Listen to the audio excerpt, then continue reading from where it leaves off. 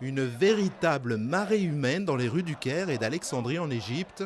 Soutenue par une armée bienveillante, des centaines de milliers de manifestants réclament toujours le départ de Hosni Moubarak.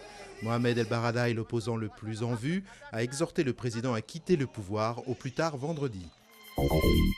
Des morceaux de corps retrouvés près d'un étang à Lavaux-sur-Loire, une tête qui pourrait ressembler à celle de Laetitia Perret, c'est ce qu'a annoncé le procureur de Nantes. Seule l'autopsie prévue dans la soirée pourra confirmer s'il s'agit bien de la jeune fille disparue le 19 janvier. Plus de 3,5 millions de très mal logés, c'est un des chiffres alarmants du dernier rapport de la Fondation Abbé Pierre sur la situation du logement en France. La crise économique est bien sûr passée par là, mais phénomène nouveau, de nouvelles couches de la population sont désormais concernées, notamment de nombreux propriétaires.